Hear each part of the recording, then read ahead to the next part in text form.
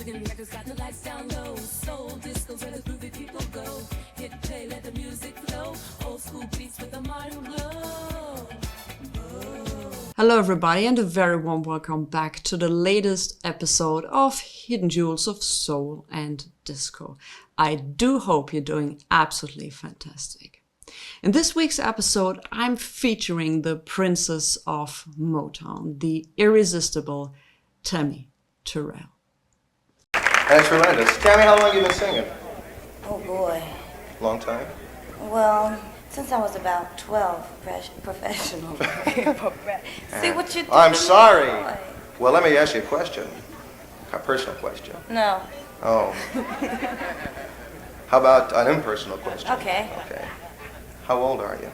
That's personal. Oh, well, figured. But I'm proud. I'm 21. 21! Tammi, what are you going to sing for us next? A song? A song? And what's the name of the song? I'm not going to tell you. Oh, well, I'll just listen, all right? Tammi, thank you. What if one of the most iconic love song voices of the 1960s, whose duets redefined sound of romance, never reached her 25th birthday? This is the life of Tammi Terrell, born Thomasina Winifred Montgomery, a dazzling talent whose story is as inspiring as it is heartbreaking. From Philly prodigy to Motown star, from euphoric chemistry with Marvin Gaye to a devastating diagnosis on stage. Here's the full story behind the voice that made the world believe love could climb any mountain. Tammi Terrell was born on April the 29th in 1945 in Philadelphia, Pennsylvania. Her father owned a barber shop and her mother was a retired actress.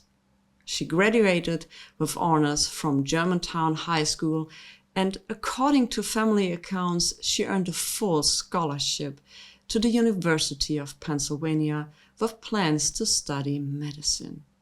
Before music pull proved irresistible. As a teenager, she performed piano and sang choirs, won a local talent show, and began working professionally in Philly clubs, earning about $20 a night, and briefly sang with a local group. Philly TV appearances helped her break out. In 1960, Scepter Records discovered her. Born Thomasina Montgomery, she recorded as Tammi Montgomery and being barely 15 years old, often covering Shirelle-style songs like If You See Bill, It's Mine in 1961. But bubblegum wasn't her strong suit. Even then, her voice was strikingly mature, with a soaring belt and sophisticated conversational phrasing, often compared to the school that includes the wonderful Dionne Warwick. That early phase yielded impressive singles and key studio reps. Beyond Scepter, she cut sides connected to Burt Burns and Jimmy Radcliffe. She also worked closely with James Brown, a one-time boyfriend, joining his review and recording the dramatic ballad I Cried. The Brown Machine was a boot camp, breath control, stagecraft, and discipline to sell a lyric over a roaring band. It honed her power without sending away her warmth. But, well, we have the Motown City Limits in 1965. Berry Gordy heard Montgomery in a Detroit club and signed her to Motown and renamed her Tammi Terrell, formalizing what you would call later her artistic home. Some accounts note that she signed on her 20th birthday. Her early Motown solo sides were like I Can't Believe You Love Me and showcased a singer who could be sweet at the surface yet steel-lined underneath. Within the Hitsville ecosystem, songwriters upstairs and the Funk Brothers downstairs, her tone bloomed and her phrasing took on a candid intimacy that would define her greatest records. But how did Tammi Terrell become Marvin's duet partner? A legendary duet by today's means and back then by their standards.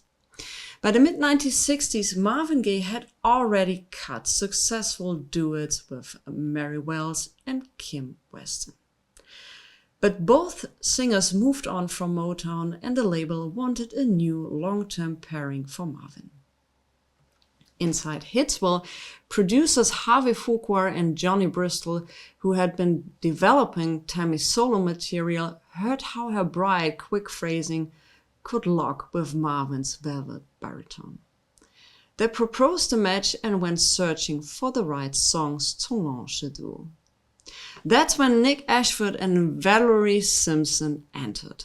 They had just written a song called Ain't No Mountain High Enough, and nearly handing it to the one and only Dusty Springfield.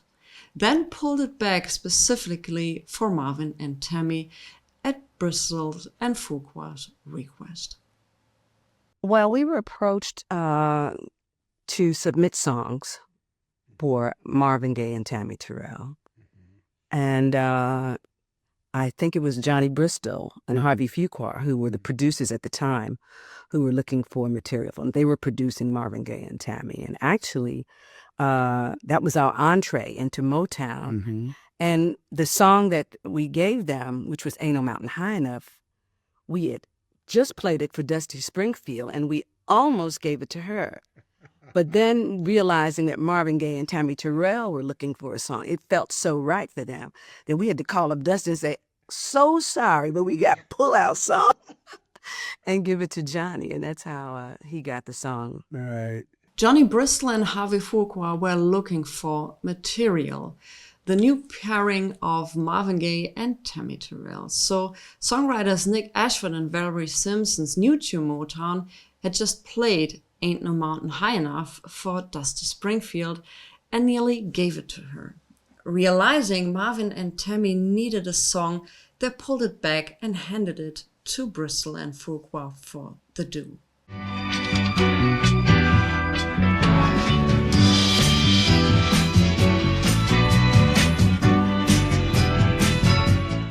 Let's get to the blueprint of their blend. Ashford and Simpson say their church background gave their pop writing a gospel undercurrent. Hand clap energy, call and response phrasing, lyrically uplifting. That foundation met Marvin's velvet baritone and Tammy's quick, sassy brightness. He rapped lines with a warm growl and patient legato, and she answered with sparkle, clarity, and a kind of smiling insistence. The blend felt like two people discovering a feeling together in real time. When we played for them, they were all smiles. Like, I think they felt different because we were so young and so joyous to be there. They just felt, they got the flavor we want. You know, Val and I come from church background, so we always had like a gospel undercurrent to our music, even though we tried to be really pop. It always had that gospel flavor to it. So Marvin loved it. And Tammi said, you know how she is, very sassy, you know. So they wanted to do the song, so that was it. You know, I back in the day, Marvin really had a way with all the ladies. I mean, it was like, if you put him on a record with another woman, he just like embraced her, whoever it was. He made everybody's game go up. And I think that was so special about him that, and then he had this love. He did all kinds of music. And a lot of artists of his stature might not have thought, well, I don't even want to share myself. But he really gave it up to any woman he sang with. And he really made them, each one of them were enhanced by his presence, really, I think. I think the physical attraction between their two voices was just gravitating because she was very sassy and he had that growl that, you know, people love to hear from him. And I think that's what made it really work because it just exuded, you know, sexuality in their singing, you know, and he could pull those lyrics out. So, you know, it was great. Back in 1967 and 1968, Tammi and Marvin dominated the charts. You could hear their songs everywhere, from Ain't No Mountain High Enough to Nothing Like the Real Thing, Baby. You're all I need to get by. If I could build my whole world around you. They were on TV programs, they were everywhere, and people loved them. We better get Marvin out and Tammi, or we're going to get behind schedule here because we got Pat with us tonight. These two people, I think this is their first album together. Marvin Gaye, of course, has been a star in his own right, and Tammi Terrell is a relative newcomer. And they have this album out called Marvin Gaye and Tammi Terrell United. So would you welcome, please, Marvin Gaye and Tammi Terrell.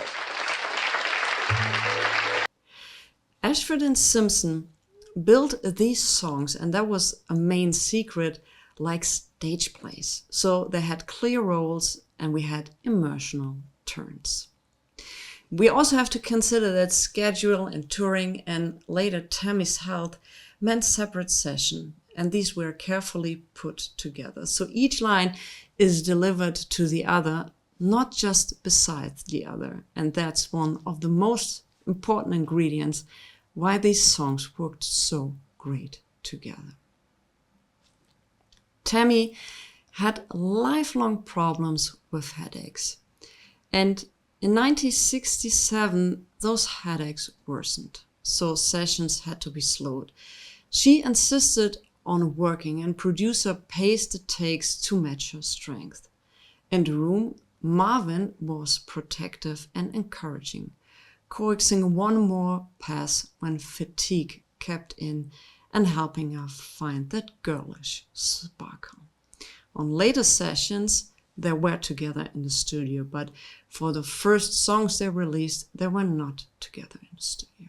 It was a very trying time because they had just started touring and doing so well. And she seemed so happy at the time. And I can remember some of those sessions, having to go in and work very slowly with her because she just wanted to work. And even through her illness, she would come in off times. We would get him down, and then we, take our time, as much as she could do, because she was, to the very end, she wanted to work. She wanted to be there, and she kept right on working, which just showed the spunk in her spirit, Tammi, to me, was pure woman. I mean, she loved men, first of all. She'd flirt all the time. And I think that's one of the things that gave her that appealing sensuality in her voice. It was always, daddy, you're gonna be my big daddy. I love that about her because she made every man she came in contact with feel more masculine. And I think that was a good thing for her. And it came out through her vocals too. I think he took it pretty hard. I mean, them being so close like they were, I think it took him a while to realize what was happening. Even when we were recording The Last Days, I think he was so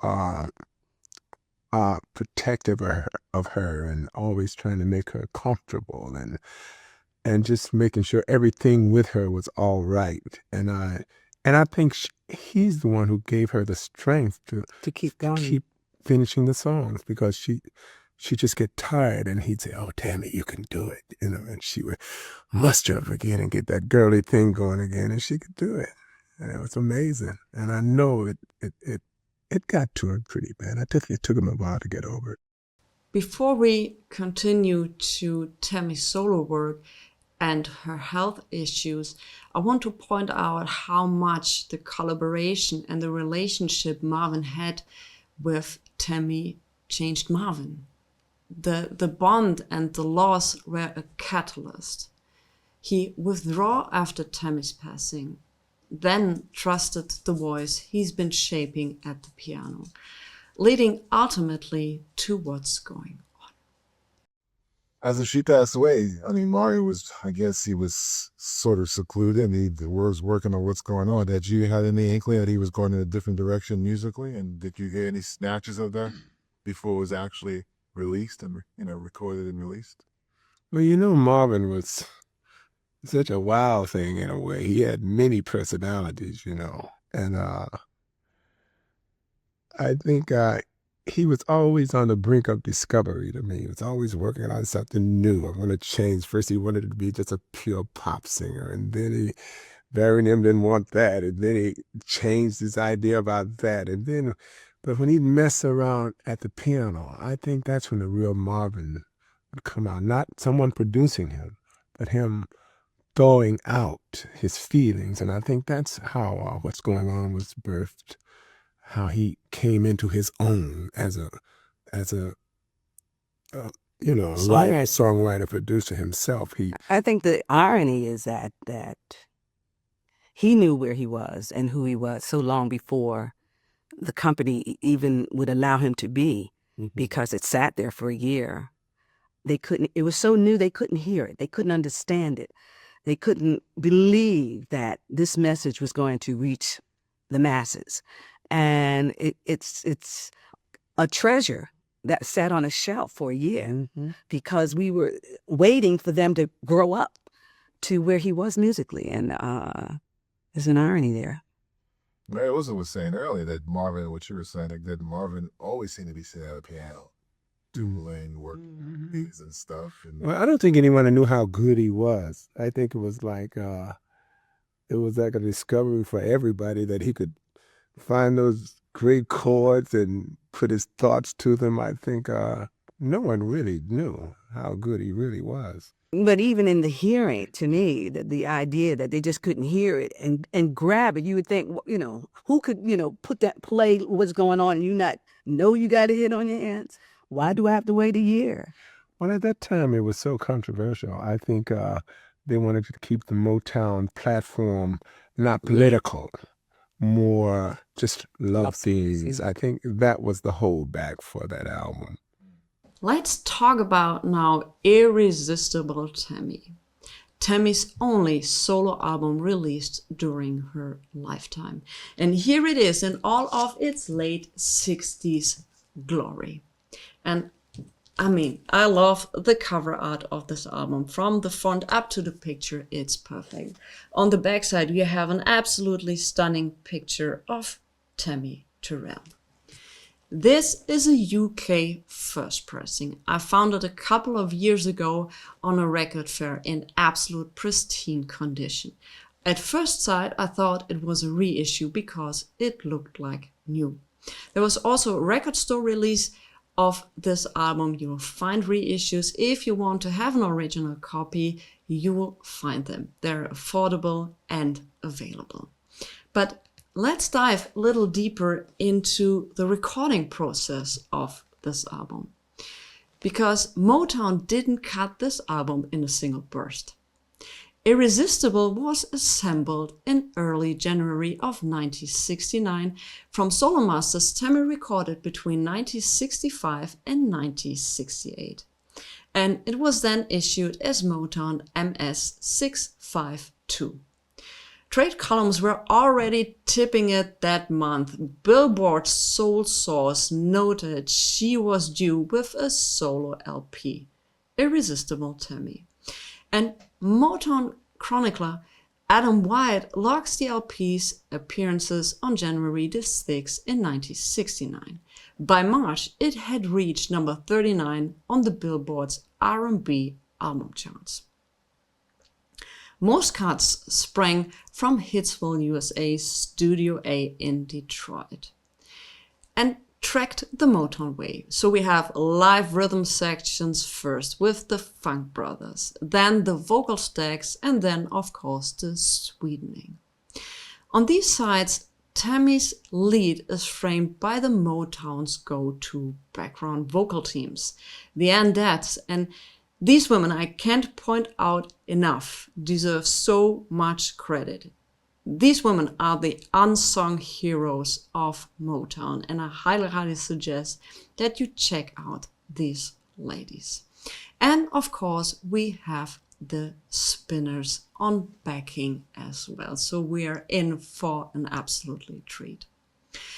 With the production led chiefly by Harvey Fuqua and Johnny Bristol, plus sides from Smokey Robinson with Al Cleveland, and we have James Dean, William Witherspoon.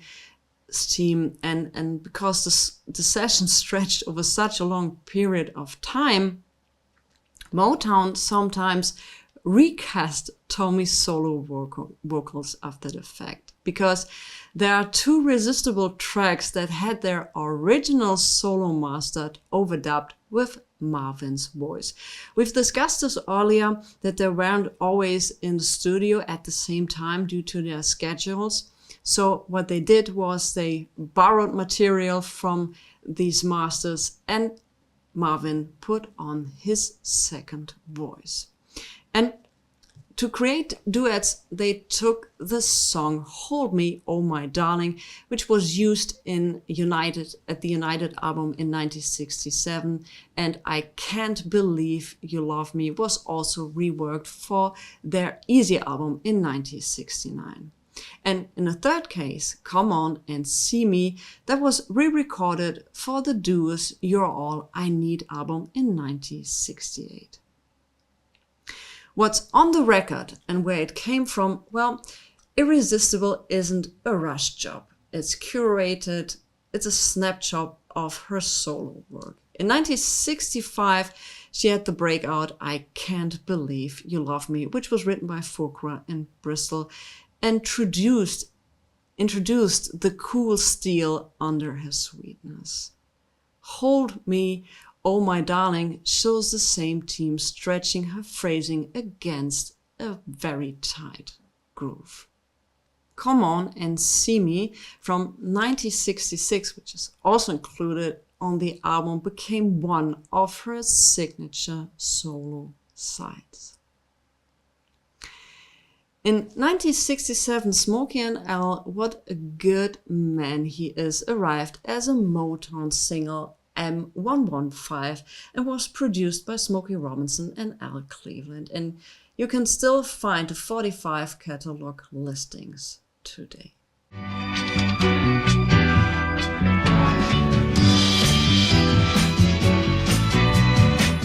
If you are more the CD type of person and you say, I don't want to have it on record, I prefer CD. There is a CD set I can highly recommend. And also, if you have the LP, I also highly recommend that you buy the CD set. And this is called Tammi Terrell, Come On and See Me, the complete solo collection. I bought this when it came out in 2010, and it has been done absolutely beautiful. Here you can see it. You'll find the recordings from Tammy Montgomery, so before she came to Motown. We have the complete LP on it, the Irresistible LP. We have non-LP singles on it. We have some rare cuts and live recordings. So this one is absolutely highly recommended. Even if you have the LP, please go also and check out this CD set.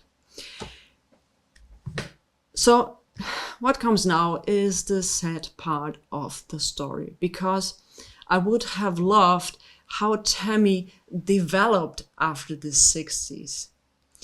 You know, many people said if Tammy would have lived further, well, would have Diana Ross being the queen of Motown. I still think she would have been, but Tammy would have been also a major star. And it's the heartbreaking part for me now, because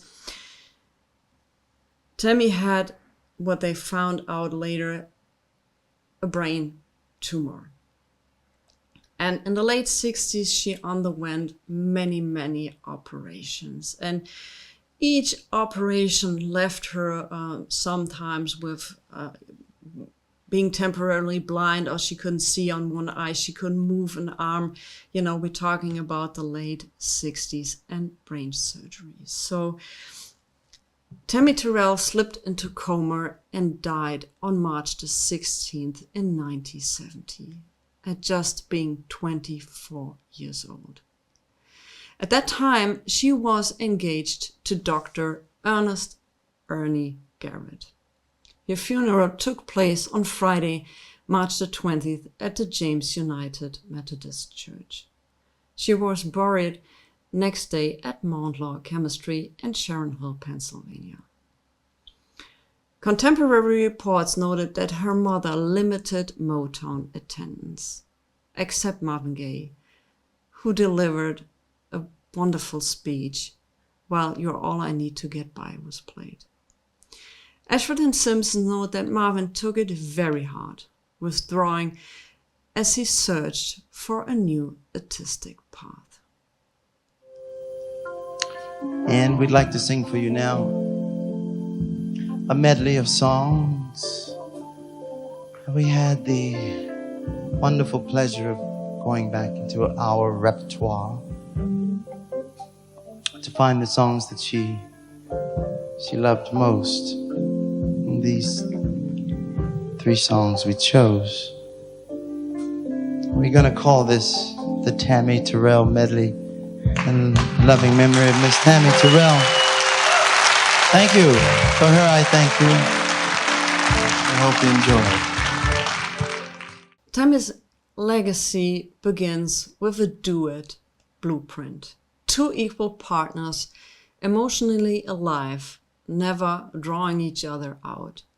She has set a new standard of sincerity, no empty runs, just feeling, and left a timeless repertoire that's been covered, sampled, and cherished for decades. If you listen to modern R&B duets, you'll hear her conversational imprint, the way singers trade lines like confidentials, treating love songs not as fairy tales, but as partnerships.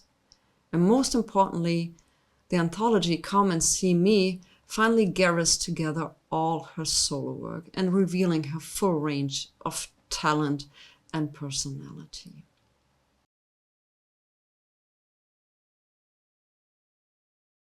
There's one part of the story I don't want to leave out, because it's also part of Tammi's story.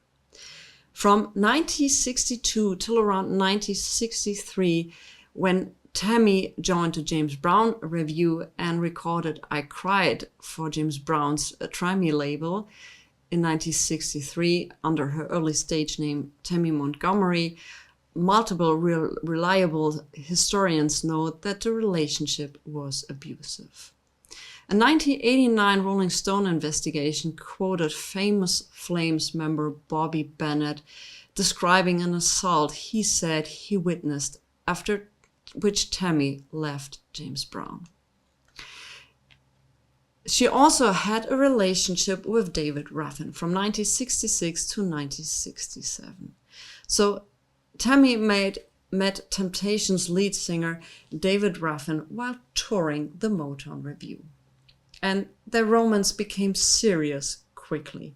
Ruffin proposed and Tammi announced the engagement from the stage, only to learn that he was already married with children, which led to arguments and a breakup. And it's been widely repeated with incident reports that Tammi ended the relationship after Ruffin struck her with a motorcycle helmet. What Tammi said at the time in a late 1969 Ebony feature was, which was called The Ordeal of Tammi Terrell, was Tammi herself linked the emotional turmoil of the Ruffin relationship to the severe headaches she suffered, saying headaches often followed quarrels. That article is or remains one of the sources where she now puts the stress and maybe also the assaults in connection with her headaches. But there's one thing to consider, because if you search that on the internet, there are wildly rumors, hammer stories with which, many things. But I want to make these videos as accurate as possible. So doctors and medicine people and historians said that they couldn't find, or they have no established causal link between these assaults and the tumor which ended her life. But what we have to consider is that these assaults and everything related to that was not good for her well-being. I think we can conclude on that.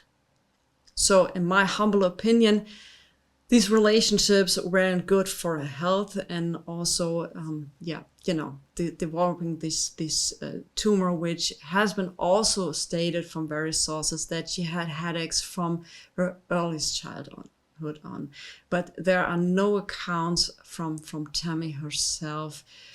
So, that's a tricky part in the story, but I couldn't leave the segments out that she was in abusive relationships, that later on stories were sometimes made up, extradited, but yeah, it had impact on her well-being.